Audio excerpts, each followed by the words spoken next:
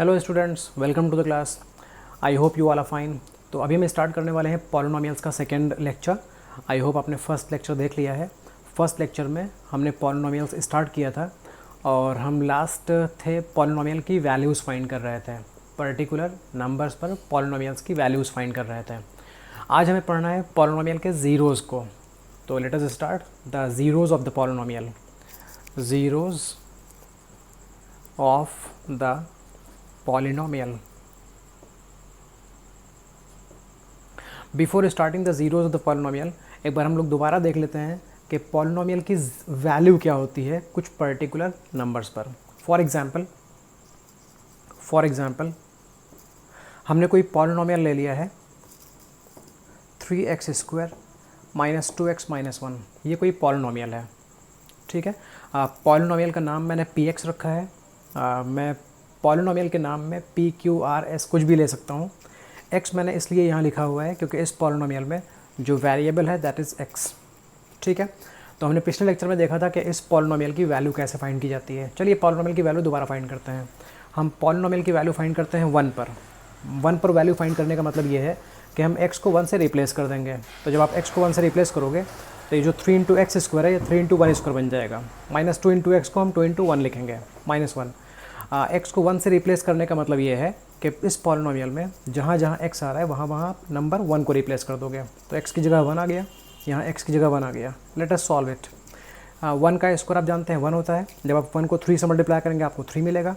2 into 1 is 2 minus 1, 3 minus 2 is 1, 1 minus 1 is 0। तो आप देखेंगे 0 मिल गया। चलिए हम इस पॉलिनोमियल की वैल्यू 2 पर पता करते हैं। अभी मैंने पॉलिनोमियल की वैल्यू फाइंड की थी 1 पर, अब फाइंड करते हैं पॉलिनोमियल की वैल्यू 2 पर। 2 पर फाइंड करने का मतलब ये है कि इस पॉलिनोमियल में आप x को 2 से रिप्लेस कर दोगे। तो आप लिखो 3, x means 2 minus 2 into x, तो 2 इंटू 2 लिखेंगे -1। Let us solve this. तो आप देखोगे 2 स्क्वायर क्या होता है 4 होता है। 4 को 3 से मल्टीप्लाई करो 12 मिलेगा आपको। 2 इंटू 2 इज़ 4 माइनस 1। तो इन्हें सॉल्व करने पर आपको मिल रहा है 7। जब आपने x को 1 से रिप्लेस किया था तब वैल्यू 0 आ गई थी। जब आपने x को 2 से रिप्लेस किया तब पॉलिनोमियल की वैल्यू 7 बन गई है। तो इसी से हमको समझ में आने वाला है कि ज़ीरोज़ क्या होते हैं। तो 1 पुट करने पर जो आंसर आया है, जो वैल्यू आई है वो 0 आई है ना, तो इस 1 को हम 0 बोलते हैं। तो इस पॉलिनोमियल के लिए हम लिख सकते हैं that 1 is the zero of this polynomial px। अब आपको क्लियर हो गया होगा कि किसी भी पॉलिनोमियल में जब हम कोई न्यूमेरिकल वैल्यू पुट करते हैं, लाइक 1 पुट करते हैं या 2 पुट करते हैं या -1 पुट करते हैं या 3 पुट करते हैं, तो अगर उस नंबर को पुट करने के बाद पॉलिनोमियल की वैल्यू 0 बन जाती है तो हम इस नंबर को बोलते हैं that this number is the zero of this polynomial. I hope आपको क्लियर हो गया है। तो इससे हमें कंक्लूजन ये निकला कि जो ये 1 है, 1 इस पॉलिनोमियल का 0 है, लेकिन 2 इस पॉलिनोमियल का 0 नहीं है, क्योंकि 1 पुट करने से वैल्यू 0 आती है, 2 पुट करने से वैल्यू 0 नहीं आती है। ओके, तो you can write that 2 is not the zero of polynomial. ठीक है, उस पॉलिनोमियल का नाम मैंने px रखा था, सो मैंने लिखा है 2 उस पॉलिनोमियल का 0 नहीं है, लेकिन 1 उस पॉलिनोमियल का 0 था। तो अब डिफ़ाइन करते हैं कि पॉलिनोमियल बोलते किसे, ज़ीरो बोलते किसे हैं। तो जब भी मैं किसी भी पॉलिनोमियल में कोई वैल्यू पुट करूँगा, हम उसको k बोल लेते हैं। If px is a polynomial, जब भी हम कोई पॉलिनोमियल लेते हैं, सपोज़ हमने कोई px पॉलिनोमियल ले ली, तो अगर उसमें x को हम k से रिप्लेस करें और k से रिप्लेस करने के बाद पॉलिनोमियल 0 बन जाए, मतलब उसका आंसर 0 आ जाए, तो हम बोलेंगे k क्या है, k 0 है। तो अगर px कोई पॉलिनोमियल है एंड k की वैल्यू 0 आ जाती है, मतलब इस पॉलिनोमियल में x को k से रिप्लेस करने पर 0 आ जाता है, तो उस सिचुएशन में k को हम 0 बोलेंगे। k is the zero of the polynomial. ठीक है, ठीक है। थोड़ी देर पहले हमने क्या किया था, हमने एक पॉलिनोमियल ली थी 3x² minus 2x minus 1। Polynomial थी 3x² माइनस 2x माइनस 1। जब उस पॉलिनोमियल में हमने x को 1 से रिप्लेस किया था तब वैल्यू क्या आ गई थी, 0 आ गई थी। तो इस 1 को हम बोल रहे थे 0। आई होप आपको क्लियर हो चुका है। तो आपको ज़ीरोज़ क्लियर हो गए हैं पॉलिनोमियल के। अब हम फाइंड करते हैं कि ज़ीरोज़ फाइंड करने का मेथड क्या होता है। तो चलिए मेथड देख लेते हैं ज़ीरोज़ फाइंड करने का क्या है। अगर हमें ज़ीरोज़ ना मालूम हो तो हम कैसे फाइंड कर सकते हैं। Method to find zeros. मैं आपको एक एग्जांपल बताता हूँ और उस एग्जांपल से हम फाइंड करेंगे ज़ीरोज़ और उसी से आपको मेथड क्लियर हो जाएगा। तो हमारे सामने एक पॉलिनोमियल है 3x² माइनस 2x माइनस 1। इसी पॉलिनोमियल को हम दोबारा ले लेते हैं। तो जब भी किसी पॉलिनोमियल का ज़ीरोज़ फाइंड करने हो तो उसके लिए हमने क्लास 9th में सीखा था कि जिस पॉलिनोमियल का ज़ीरो फाइंड करना हो उस पॉलिनोमियल को आप ज़ीरो के इक्वेट कर दो। तो आप 3x² माइनस 2x माइनस 1 को ज़ीरो के इक्वेट कर दो। अब आप इस पॉलिनोमियल का फैक्टराइजेशन फाइंड करो। ओके, फैक्टराइजेशन कैसे करते हैं? सबसे पहले आप देखो कि ये पॉलिनोमियल स्टैंडर्ड फॉर्म में लिखी है, मतलब x² वाला टर्म पहले लिखा होना चाहिए, x वाला टर्म बाद में लिखा होना चाहिए, कांस्टेंट टर्म लास्ट में लिखा होना चाहिए। तो आपने चेक किया, हाँ ये स्टैंडर्ड फॉर्म में है।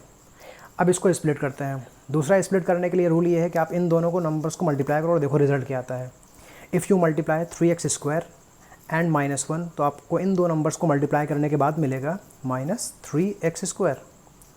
ठीक है, समझ पाए ना कि जब भी आपको किसी पॉलिनोमियल का ज़ीरो फाइंड करना होगा तो आप पहले पॉलिनोमियल को ज़ीरो के इक्वेट करोगे। इक्वेट करने के बाद आप देखोगे कि ये स्टैंडर्ड फॉर्म में पॉलिनोमियल है। हमने देख लिया ये स्टैंडर्ड फॉर्म में है बिकॉज x² पहले लिखा है, x वाला टर्म उसके बाद लिखा है और कांस्टेंट टर्म लास्ट में लिखा है। तीसरी चीज़, आप फर्स्ट और लास्ट नंबर को मल्टीप्लाई करो और देखो इनका प्रोडक्ट क्या आता है। इन दोनों को मल्टीप्लाई करने पर आता है -3x²। अब आपको -2x को दो पार्ट्स में स्प्लिट करना है और इनके दो पार्ट्स को स्प्लिट करने के बाद जब उन्हें मल्टीप्लाई करो आप तो यही आना चाहिए। ओके, अगर कंफ्यूज हैं तो देखिए मैं क्या बताता हूँ। फर्स्ट टर्म को आप एज इट इज़ कॉपी कर दो। -2x के दो पार्ट्स बनाइए। हम यहाँ -2x को लिखते हैं -3x + 1। ठीक है, मैंने 3x² कॉपी किया, मैंने -2x की जगह लिखा है -3x + 1। -1 मैंने कॉपी किया, इक्वल कॉपी किया, 0 कॉपी किया। अब आपने ये स्प्लिटिंग सही की है गलत की है इसको चेक आप यूँ करें। आप इन दोनों को सॉल्व करिए। -3x + x सॉल्व करने के बाद क्या आता है -2x, यही ऊपर लिखा हुआ है, मतलब ये स्प्लिटिंग सही है। सेकंड चीज़ आप चेक करिए कि इनको मल्टीप्लाई करने पर और इनको मल्टीप्लाई करने पर सेम रिजल्ट आता है। आप इन दो नंबर्स को मल्टीप्लाई करिए, 3x² और -1 को मल्टीप्लाई करिए, आप देखेंगे -3x² आ जाएगा। अब आप -3x और 1x को मल्टीप्लाई करोगे तो कितना आएगा, तब भी यही आएगा। तो इन दो नंबर्स को मल्टीप्लाई करने से और इन दो नंबर्स को मल्टीप्लाई करने से रिजल्ट सेम आता है। इसका मतलब हमने स्प्लिटिंग सही की है। ओके, चलिए अब आगे सॉल्व करते हैं। आपने स्प्लिटिंग तो कर ली है। अब इन दो नंबर्स में कॉमन देखिए क्या है। तो ये दो नंबर्स 3 से डिविजिबल हैं, 3 कॉमन ले लीजिए। ये दोनों नंबर x से डिविजिबल हैं, x कॉमन ले लीजिए। जब आप इस नंबर में 3x कॉमन ले लेंगे और इस नंबर में 3x कॉमन ले लेंगे तो बचेगा x - 1। अगर आप यहाँ कंफ्यूज हैं तो आप 3x² को कॉमन से डिवाइड करिए, x आ जाएगा। आप 3x को 3x से डिवाइड करिए, 1 आ जाएगा। फिर इन दोनों में कॉमन क्या है, आप देखेंगे इन दोनों में कॉमन कुछ भी नहीं मिल रहा है। तो जब कुछ भी कॉमन ना हो तो 1 कॉमन होता है, आप 1 कॉमन ले लो, बच जाएगा x - 1। ठीक है, अगर आप चेक करना चाहते हैं आपने सही किया है गलत किया है तो आप 1 को x से मल्टीप्लाई करिए, x आ जाएगा। 1 को -1 से मल्टीप्लाई करिए, -1 आ जाएगा, मतलब ये सही था। नाउ सी, x - 1 यहाँ भी है, x - 1 यहाँ भी है और जो चीज़ दोनों जगह पर है वो कॉमन होती है, तो x - 1 कॉमन हो गया। Now what is left here, 3x is left here. अगर आप इस पूरे पार्ट में से, इस पूरे टर्म में से 3x × x - 1 में से x - 1 को कॉमन ले लोगे तो बचेगा 3x बचा। इस पूरे टर्म में से x - 1 कॉमन ले लोगे तो क्या बचेगा, +1 बचेगा। ओके, अब इसके आगे क्या करेंगे, इसके लिए मैं आपको बताने वाला हूँ नेक्स्ट स्क्रीन पर। आई होप आपको ये समझ में आ गया होगा। तो चलिए सॉल्व करते हैं इसके आगे।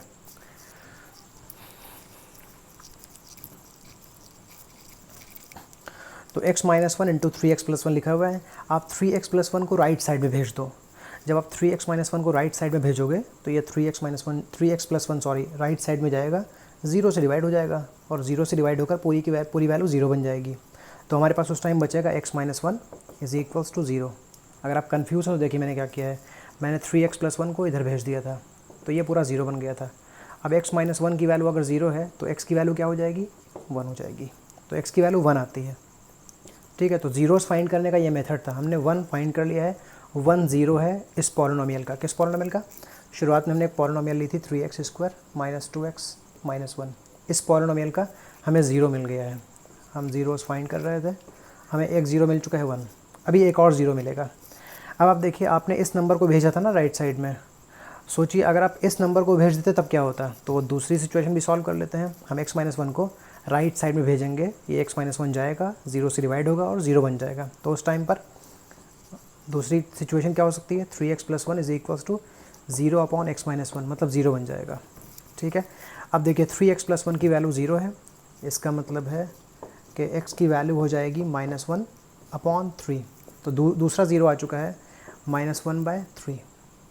तो होप आपको समझ में आ गया कि किसी भी पॉलिनोमियल के ज़ीरोज़ कैसे फाइंड करने होते हैं। एक बार हम रिकॉल कर लेते हैं, जब भी किसी पॉलिनोमियल का ज़ीरो फाइंड करना हो तो पहले उस पॉलिनोमियल को ज़ीरो के इक्वेट करिए, उसे फैक्टराइज़ करिए और फैक्टराइज़ करके आप सॉल्यूशन निकाल लेंगे और जो सॉल्यूशंस आएंगे उन्हीं को हम ज़ीरोज़ बोलते हैं।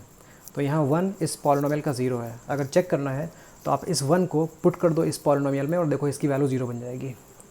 -1/3 इस पॉलिनोमियल का 0 है। अगर आप चेक करना चाहते हैं तो -1/3 की वैल्यू यहाँ पुट कर दीजिए, आप देखेंगे ये 0 बन जाएगा।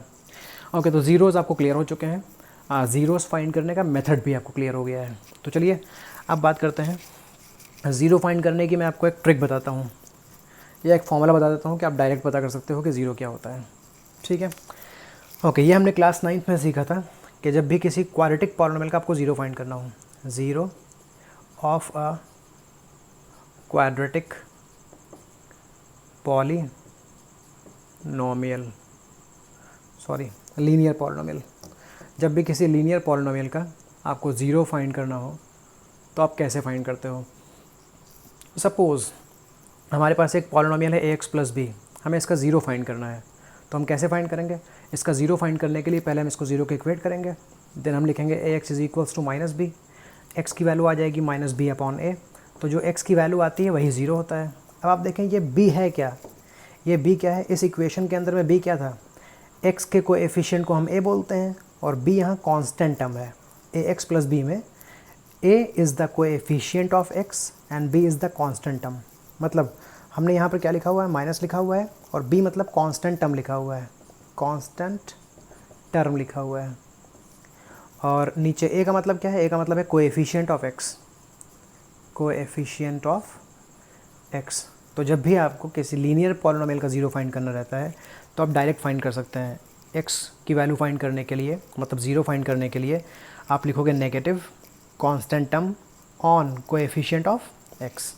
ठीक है, अगर आप डायरेक्ट फाइंड करते तो आप देखें माइनस कांस्टेंट टर्म की वैल्यू क्या है, b है, आप ऊपर b लिखते हैं, कोएफिशिएंट ऑफ x क्या है, a है, यहाँ ये लिख देते हैं। ओके, तो चलिए मैं एक एग्जांपल देता हूँ, आप उस एग्जांपल का ज़ीरो फाइंड करने की कोशिश कीजिएगा। वीडियो को पॉज करिए और ज़ीरो फाइंड करिए। तो this is a polynomial which is 3x + 2। चलिए इसका ज़ीरो फाइंड करते हैं। तो ज़ीरो कैसे फाइंड करेंगे, सबसे पहले आप 3x + 2 को ज़ीरो के इक्वेट कर दोगे, x की वैल्यू आ जाएगी -2/3। अब मैंने आपको एक ट्रिक बताई थी, ट्रिक क्या थी कि आपको ज़ीरो फाइंड करने के लिए लिखना होता है minus constant term upon coefficient of x। तो माइनस लिखिए, कांस्टेंट टर्म क्या है, कांस्टेंट टर्म 2 है, अपॉन x का कोएफिशिएंट क्या है, 3 है। तो आप देखें -2/3 आया था पहले भी और अभी भी आया है। तो ये लीनियर पॉलिनोमियल को फाइंड करने की ट्रिक होती है। कुछ देर के बाद हम क्वाड्रेटिक पॉलिनोमियल के ज़ीरोज़ भी फाइंड करने की ट्रिक समझेंगे। तो अभी आपको इतना क्लियर हो चुका है, हम क्लियर कर चुके हैं ज़ीरोज़ क्या होते हैं पॉलिनोमियल के, हम क्लियर कर चुके हैं ज़ीरोज़ फाइंड करने का मेथड, और हम ज़ीरोज़ फाइंड करने की ट्रिक भी जान चुके हैं किसी लीनियर पॉलिनोमियल की।